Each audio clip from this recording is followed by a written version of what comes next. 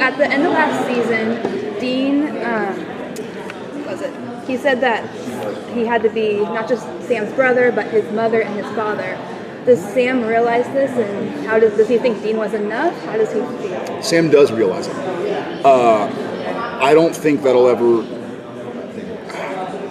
make Sam and Dean love each other as much as two human beings can love each other, truly.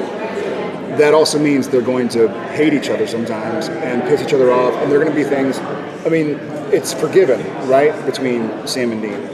It doesn't mean that there aren't things that Sam wouldn't say, like, man, that was not okay, that wasn't cool, and I don't think Dean would pull the card, but like, but I used to be your dad, man. It's not really that related. It's like, what have you done for me lately? No, I think, and to a large degree, I think Sam's done similar things for Dean, being what Dean needed when he needed it. You know, it might not have been Dean's dad, but he's certainly been his brother. He's certainly been his friend. He's certainly been honest sometimes when Dean wasn't being honest with himself or was acting out. So they are there for each other as they can be. And I know Sam realizes it. I know Dean realizes it. They're the kind of guys that are probably more concerned with the task at hand.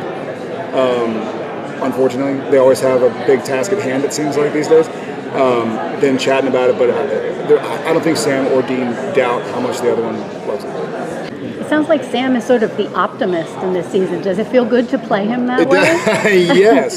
Yes. But I also think, and I'm sure you know this as well, that I think he's hiding some things in his optimism, you know?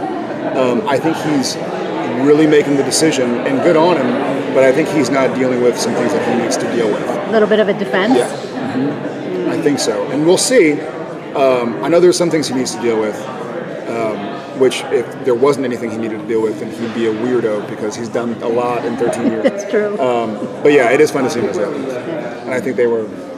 Do I have time?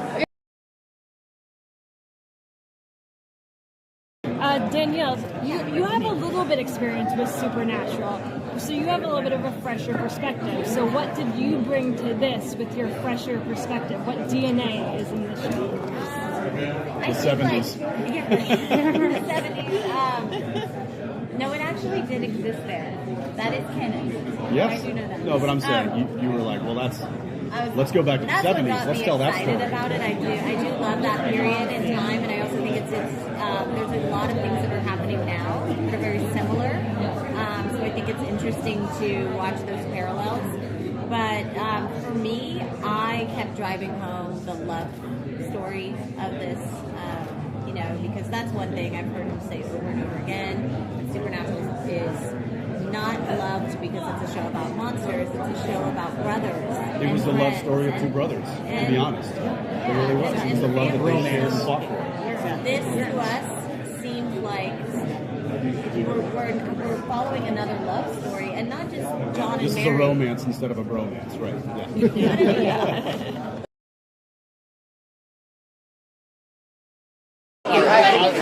Miles and back. Yeah. You went there. Oh, what's that? You went back to that brotherly thing. Oh yeah, that's my deal, right? Yeah, it turns out I have a thematic, which is tight relationships between, friends who are brothers with like an unstated homoerotic subtext. I'm like, why is that my deal? Like, frankly, I need a little therapy time to realize why I keep going back to that issue. But I'm just really interested, guys, straight guys who have a tight friendship, they're really fun to write for because they never say how they really feel. And there's always a lot of punching each other and saying jokes, and so it's good to write. You can write emotional stuff because guys never say what's emotional.